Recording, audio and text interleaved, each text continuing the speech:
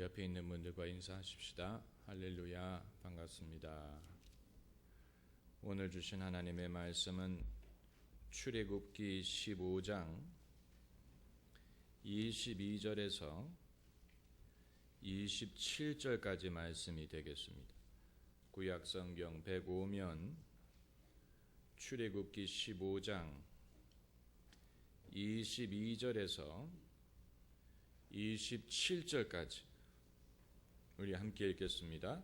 모세가 홍해에서 이스라엘을 인도하매 그들이 나와서 수르 광야로 들어가서 거기서 사흘 길을 행하였으나 물을 얻지 못하고 마라에 이르렀더니 그곳 물이 있어서 마시지 못하였으므로 그 이름을 마라라 하였더라. 백성이 모세에 대하여 원망하여 가로되 우리가 무엇을 마실까 하매 모세가 여호와께 부르짖었더니 여호와께서 그에게 한 나무를 지시하시니 그가 물에 던짐에 물이 달아졌더라.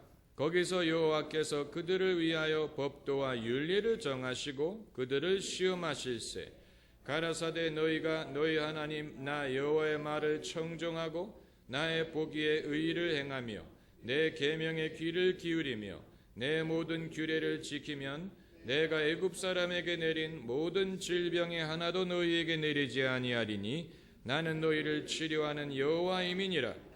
그들이 엘림에 이르니 거기서 그들이 그 물 곁에 장막을 치니라. 아멘. 우리가 축복의 언어 시리즈를 공부하고 있습니다. 창세기에서 출애굽기로 넘어오면서 현저한 변화가 일어났습니다. 창세기에서 하나님이 주시는 축복은 개인에게 주시는 것이었습니다. 아브라함이든 이삭이든 야곱이든 개인에게 주시는 축복이었고 아니면 소수의 사람들에게 주시는 축복이었습니다. 야곱의 12 아들처럼. 하지만 출애굽기로 건너오면서 하나님이 대하는 사람들의 숫자가 현저하게 많아집니다. 이제는 하나님이 한 개인이나 소수의 사람들에게 복을 주시는 게 아니고 여러 사람, 한 민족에게 복을 주시고 한 민족을 인도하기 시작하십니다. 스케일이 완전히 달라졌습니다. 스케일이 달라지면서 축복의 성격과 축복하시는 방법도 달라진 것입니다. 숫자가 많아지면서 변수가 많아지고 더 복잡해지고 엄격해지고 그리고 어떤 면으로는 좀 이 사무적인 그런 모습으로 변화될 수밖에 없었던 것을 우리가 봐야 됩니다. 하나님이 1대1로 복을 주실 때는 그 한 사람이 믿으면 됩니다. 그 한 사람이 믿고 수락하고 따르면 됩니다. 그러나 민족의 차원에서 복을 주실 때는 사람들이 다 똑같이 반응하는 것이 아닙니다. 그 중에는 잘 받아들이는 사람도 있지만 의심하는 사람, 불평하는 사람, 반신반의하는 사람, 원망하는 사람, 별의별 사람이 다 있습니다. 별의별 반응이 있습니다. 사람의 숫자가 많은 만큼 사람들이 반응하는 방법도 많습니다. 이미 우리는 홍해를 건너오기 이전에 이스라엘 백성이 어떤 식으로 반응하는지를 봤습니다. 위협 앞에서 여론이 얼마만큼 이 사회에 영향력을 끼칠 수 있는지를 보았습니다. 몇몇 사람들이 애굽에 묘자리가 없어서 우리를 이곳에 인도하여 죽게 하느냐라고 공개적으로 비판하는 것이 이스라엘 사회의 분위기에 얼마만큼의 영향력을 끼치는지를 우리가 봤어요. 그렇기 때문에 하나님이 한 개인을 다루실 때와는 달리 이제는 여러 명의 사람들을 다루셔야 되기 때문에 그들을 설득하고 그들을 믿게 만들고 그들이 따라오게 하는 것은 하나님의 관점에서도 더 복잡하고 더 어려운 일이 되었습니다. 1인용과 대중용은 다릅니다. 1인용 생수병, 그 한 병이면 한 사람에게 먹을 물을 공급할 수 있지만 한 도시에게 물을 먹이려면, 한 국가에 물을 먹이기 위해서는 상수도를 건설해야 됩니다. 먼저 상수원을 확보해야 됩니다. 큰 물줄기, 강물, 한강처럼, 무슨 세느강처럼, 나일강처럼, 무슨 아마존강처럼 큰 물줄기를 확보해야 되고, 그리고 정수시설을 만들어야 됩니다. 그 물을 그냥 마실 수가 없기 때문에 그 물을 정수하는 시설을 만들어야 되고, 그리고 사람들이 정수장에 와서 물을 가져갈 게 아니기 때문에 그 물을 상수도관을 지어가지고 집집마다 연결해야 됩니다. 이건 거대한 작업이, 거대한 인프라 공사입니다. 그러나 이런 공사를 해야, 이런 시설을 갖추어야 도시를 먹여 살릴 수가 있고, 수백만 명이 한 도시에서 살 수가 있게 되는 것입니다. 한 사람에게 물을 먹이는 것과 한 도시에 물을 제공하는 것은 이와 같은 차이점이 있는 것입니다. 사람을 먹이는 문제도 마찬가지. 한 사람을 먹이려면 도시락 하나를 싸주면 되지만 한 민족을 먹이는 일은, 이건 거대한 일이에요. 이게 소위 병참, 로지스틱스라는 것이 바로 이런 것을 말하는 것입니다. 여러 사람들이 생존에 필요한 것을 조달하는 사업, 이것을 로지스틱스라고 합니다. 예컨대 이라크 전쟁 중에 이라크에 있는 미군의 생필품을 공급하는 일은 역시 부자 나라답게 큰 스케일의 작업이었어요. 그래서 미국은 이 군인들이 먹을 식량, 물, 고기, 빵, 치즈, 아이스크림, 이 우유, 주스, 이런 것을 미국에서 쿠웨이트로 옮겨다가 쿠웨이트에서 대형 트럭에 실어서 이라크로 공급하는 이 일을 민간 회사에 맡겼습니다. 미군이 직접 이 일을 한 게 아니고 헬리버튼 같은 민간 기업이 군인들을 먹여 살리는 이 일을 맡았는데, 이것은 거대한 예산이 걸린 어마어마한 스케일의 작업이, 여러분, 사람들을 먹여 살리는 일이 이런 것입니다. 하나님이 창세기에서 아브라함이든 야곱이든 한두 사람에게 복을 주시는 방법은 단순했지만 출애굽기부터는 일개 민족에게 복을 주시기 때문에 스케일이 달라졌고 복잡해졌고 더 엄해졌고 엄격한 규칙을 따를 수밖에 없게 된 것입니다. 한 사람을 먹일 때는 그냥 먹이면 되지만 수천 명을 먹일 때는 줄을 세워야 됩니다. 줄이 길어집니다. 규율을 지켜야 됩니다. 질서를 지켜야 됩니다. 이것은 사람들에게 일부러 엄하게 하기 위한 것이 아니고 그들을 먹이기 위해서 필요한 것입니다.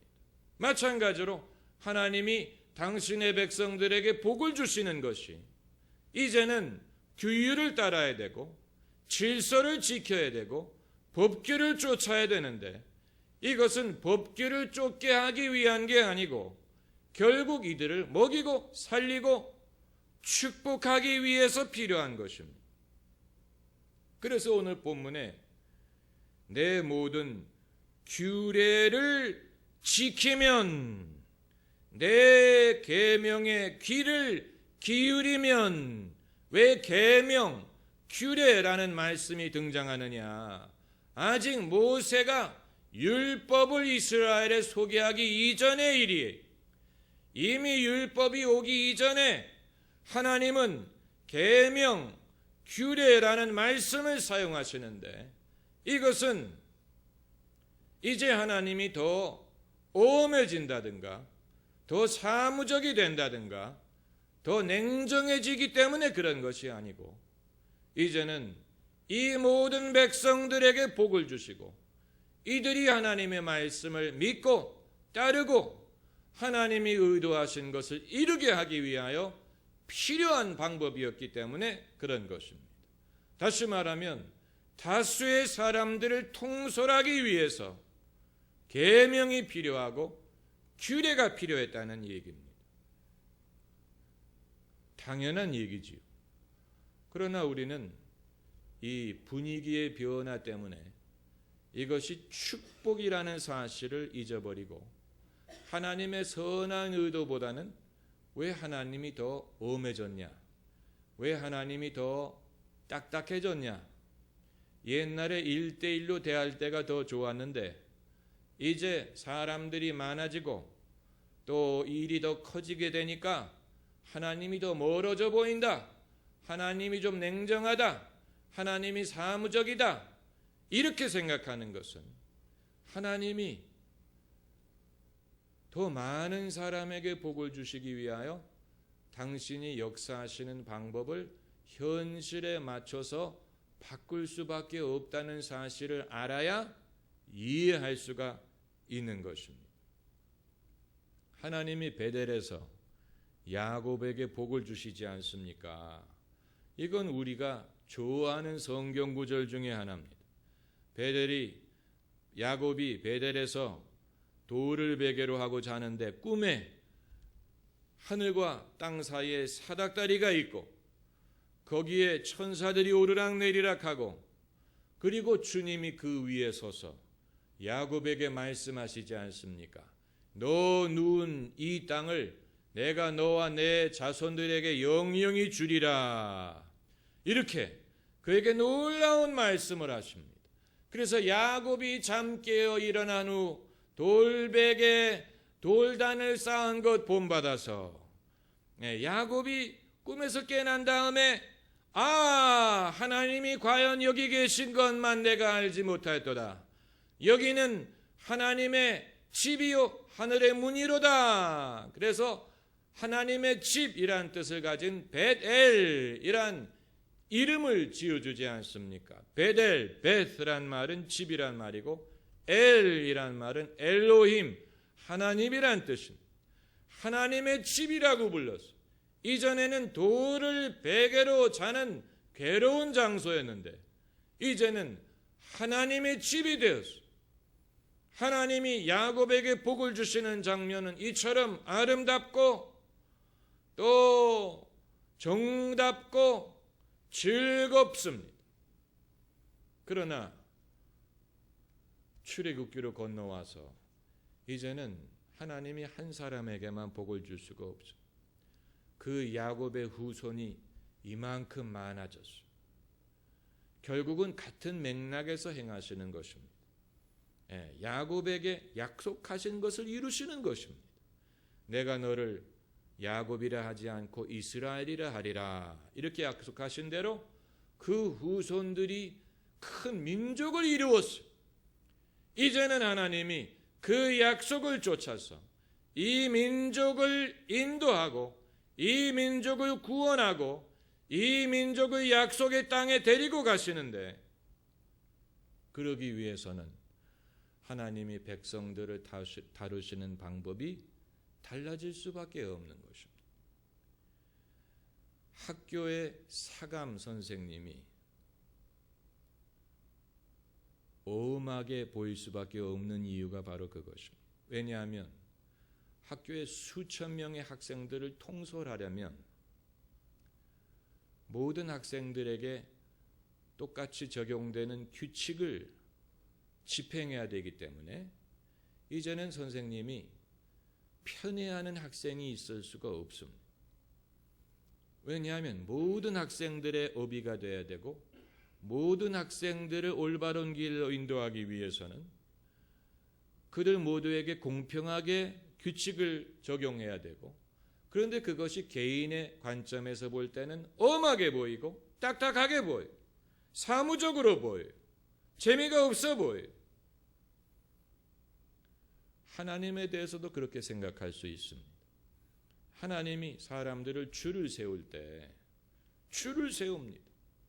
사울의 시대가 끝난 다음에 다윗의 시대가 오고, 다윗의 시대가 끝난 다음에 솔로몬의 시대가 오고, 이런 식으로 당신의 백성들을 줄을 세워요. 왜냐하면 질서대로 해야 되기 때문에 질서를 지켜야 됩니다. 다윗이 반칙할 수 없습니다. 기다리기 싫다고, 줄 서기 싫다고 자기 손으로 사울을 죽이고 임금이 되는 것, 그거 하나님이 기뻐하지 않습니다. 그렇기 때문에 비록 기름 부음을 받았음에도 불구하고 사울의 시대가 끝나고 하나님이 다윗의 시대를 허락하실 때까지 기다려야 됩니다. 솔로몬도 그렇고 다 마찬가지. 엘리사 선지자도 엘리야 선지자를 하나님이 데려가시고 그리고 엘리사에게 곱절에 영감을 주시는 것이지, 만약 엘리사가 영적인 야심 때문에 내가 스승 엘리야를 제치고 내가 이스라엘의 선지자가 되겠다 이렇게 하신다면 하나님이 기뻐하시지 않고 하나님이 엘리사에게 영감의 곱절을 주실 리가 없는 것입니다. 예수님의 제자들이 땅끝까지 복음을 전하기 위한 열정이 있더라도 예수님이 정하신 순서를 기다려야 됩니다. 예수님이 명하셨어요. 너희는 예루살렘을 떠나지 말고 내가 너희에게 약속한 성령을 기다려라. 성령이 너희에게 임하시면 너희가 권능을 받고 땅끝까지 내 증인이 되리라. 그게 예수님이 정하신 순서, 질서예요. 언제 그렇게 될지는 알 수가 없지만 제자들이 순종하고 다락방에 모여서 기도하면서 기다렸더니 오순절이 되매 주님이 약속하신 성령이 불의 혀같이 그들에게 임해서 그들이 권능을 받고, 그때부터 그들이 나가서 복음을 전하면 수천 명이 하루에 세례를 받는 일도 일어났습니다. 주님이 하시는 일은 순서가 있고 질서가 있고 따라야 되는 규칙이 있습니다. 그것은 주님이 이 깐깐해서 그런 것도 아니고 또 이 인색해서 그런 것도 아니고 공동체, 당신의 백성이 이제 이 함께 하나님의 역사를 누리게 하기 위해서 필요하기 때문에 그런 것입니다. 그래서 야곱에게 말씀하실 때에는 하나님의 말씀이 러블레터와 같았다면 오늘 본문에서 이스라엘 백성에게 말씀하실 때는 담화문을 발표하는 것과 같습니다. 요즘 세대는 담화문이 뭔지 모릅니다. 그러나 옛날 지금처럼 TV, 매스컴, 인터넷이 없었을 때 대통령이 국민들에게 무슨 말을 하려고 하면 골목마다 담화문이라는 벽보를 붙였습니다. 기억하는 분 계십니까? 대통령의 근엄한 사진과 빽빽한 글이 기록이 되어 있습니다. 그걸 몇 명이나 읽는지는 알 수가 없지만 사람들이 그 앞에 서서 그것을 읽습니다. 친애하는 국민 여러분으로 시작해서 작금의 사태를 맞이하여 본인은 유감스러운 마음을 감출 수가 없음을 말씀드리는 바입니다. 국민 여러분이 본인에게 한 번만 기회를 주시면 저는 피런코 국가의 경제 발전과 민주화를 위하여 최선의 노력을 기울일 것을 약속드리는 바입니다. 뭐 이런 식의 이제 웃지 않은 분들은 무식한 거예요. 옛날에 그런 식으로 말하는 대통령이 있었어요. 본인에게 한 번만 기회를 주시면 이 대통령의 이 딱딱한 이 담화문, 이 본문에서 하나님이 말씀하시는 스타일이 이 담화문과 같고 국가의 법규와도 같아요. 국가의 법규와도 같습니다. 여기에서 이 25절에 여호와께서 그들을 위하여 법도와 율례를 정하시고 그리고 가라사대 너희가 너희 하나님 나 여호와의 말을 청종하고 나의 보기에 의를 행하며 내 계명에 귀를 기울이며 내 모든 규례를 지키면 내가 애굽 사람에게 내린 모든 질병에 하나도 너희에게 내리지 아니하리니 나는 너희를 치료하는 여호와임이니라. 여호와 라파라는 이름이 여기서 비롯되는 것입니다. 치유하시는 하나님, 얼마나 대단한 약속입니까? 내가 애굽 사람에게 내린 모든 질병에 하나도 너희에게 내리지 아니하리라. 대단한 약속이에요. 이것만큼 큰 축복도 없어요. 그러나 이 축복은 이제 이스라엘이라는 거대한 백성들에게 주시는 말씀이기 때문에 당연히 엄격하고 그 성격이 달라 보이죠. 이 본문이 출애굽기의 초반부고 아직 이스라엘 백성에게 율법을 주시기 이전의 일인데 그럼에도 불구하고 오늘 본문의 법도, 율례, 계명, 규례라는 말씀이 등장하는 것은 의미심장한 것입니다. 이것은 은혜와 대비되는 개념으로서의 율법이 아닌 대중과 민족을 통솔하는 방법으로서의 새로운 현실에 맞는 방법으로 당신의 백성들을 인도하시고 복을 주시기 위한 하나님의 방법으로서의 율법을 말하는 것입니다. 할렐루야. 이것은 율법에 대한 새로운 이해가 될 수가 있습니다. 저도 본문을 읽으면서 새롭게 깨달은 것입니다. 우리는 율법하면 신약 성경의 관점에서 율법이란 단어를 접할 때는 율법은 은혜와 대비되는 개념으로 생각을 하려고 합니다. 요한복음 1절에 있는 말씀대로 율법은 모세로 말미암으나 은혜와 진리는 예수 그리스도로 말미암는다. 이런 식으로 율법을 예수 그리스도를 통해서 오는 은혜와 대비되는 것으로 이해를 하려고 합니다. 그러나 원래 하나님이 율법을 주셨던 이유는 당신의 백성들에게 복을 주기 위한 것이고 그들이 이 하나님의 은총을 경험하게 하기 위한 것이고 이들이 모두가 함께 소수의 사람이 아닌 모두가 함께 하나님의 선하심과 인자하심을 경험하게 하기 위하여 불가피한 방법이었던 것입니다. 그렇기 때문에 25절에 거기서 여호와께서 그들을 위하여 법도와 율례를 정하시고 그들을 위해서 그렇게 합니다. 그들을 위해서 그들에게 혜택을 주기 위해서 율법을 정하신 것입니다.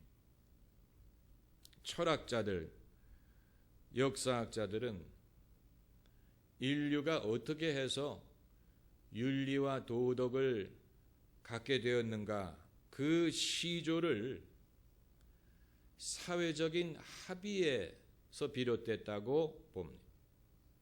그러니까 어떤 하나님의 계시도 아니고 위로부터 뚝 떨어진 것도 아니고 인류가 문명을 가능하게 하기 위하여 또 사회를 이루어서 함께 생존하기 위하여 이들이 어떻게 서로 대해야 할 것을 합의에 의해서,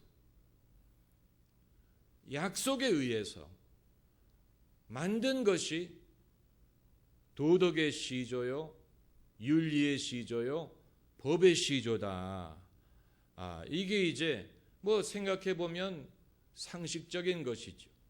social contract, 사회 계약, 뭐 이런 모든 것이 말하고자 하는 것이 그것입니다. 충분히 일리가 있는 얘기입니다. 처음에 도덕과 윤리가 어떻게 시작됐을까? 모든 문명이 거의 비슷한 법규를 갖고 있는 것이 어떻게 된 연유인가? 우리가 생각을 해보면 사람들이 짐승처럼 야만인처럼 살지 않고 문명을 이루고 안전한 사회를 만들기 위해서 그들이 동의하고 합의할 수밖에 없는 규칙이 있었으리라고는 충분히 생각할 수 있습니다.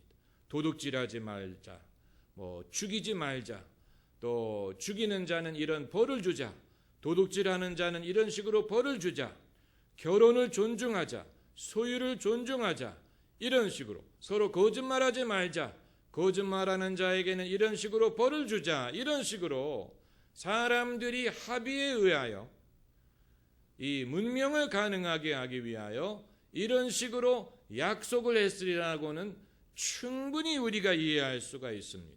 그러니까 사회학자들이나 철학자들은 하나님을 개입시키지 않아도 인류가 어떻게 해서 도덕과 윤리를 애초에 갖게 되는지를 설명할 수 있다고 생각했어요. 그러나 오늘 본문 말씀에서 우리는 이 최초의 율법이 사람들의 자발적인 합의에 의해서 시작된 게 아니고 하나님이 과거에는 개인들에게 약속하셨던 축복을 이제는 민족의 차원에서, 민족의 스케일에서 주시기 위하여 하나님이 요구하신 규칙에서 비롯됐다는 것을 알 수가 있는 거죠. 무슨 말인지 이해가 되시지요? 율법을 주신 목적이 규제하기 위한 게 아닌 혜택을 누리되 혜택을 여러 사람이 함께 누리게 하기 위한 것이라는 것입니다.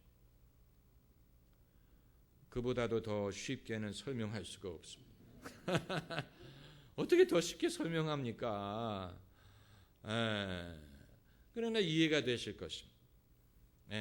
이 social contract, 이 사회 계약이라는 것이 충분히 있었으리라고 생각이 되지만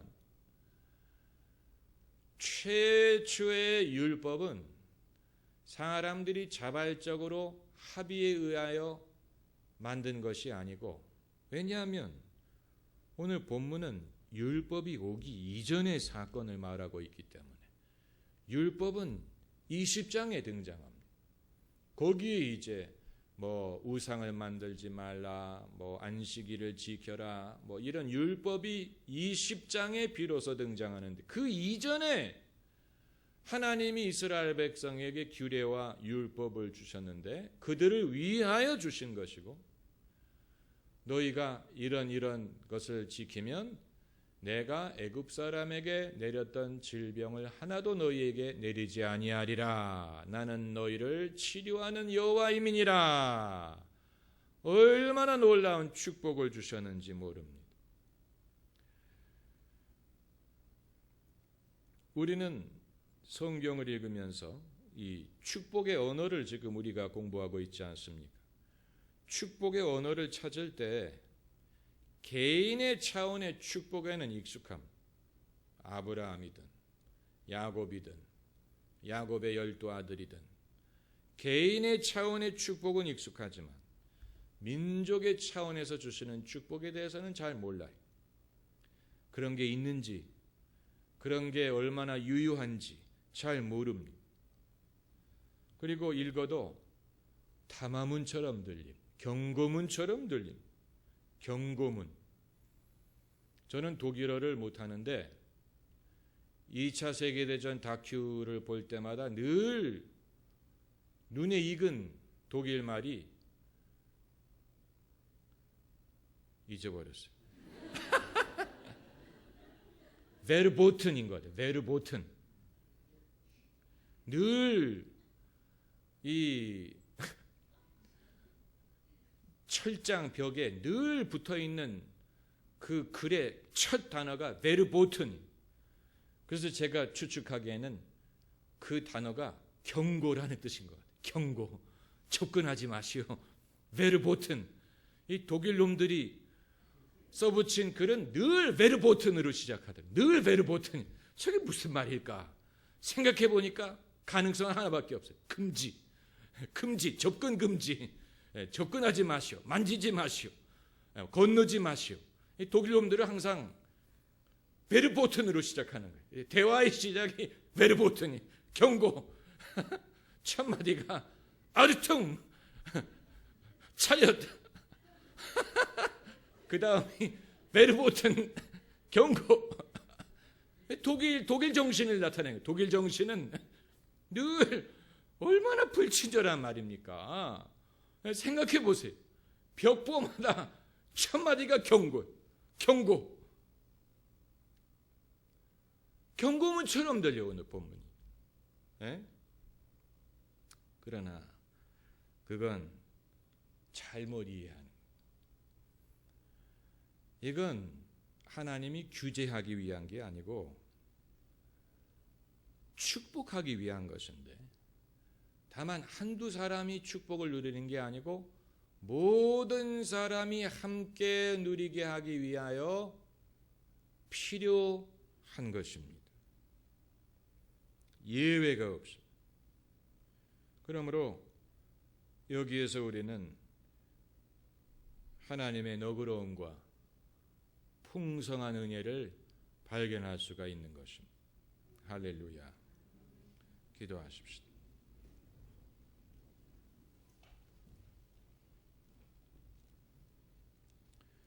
주여 나를 도우사 세월호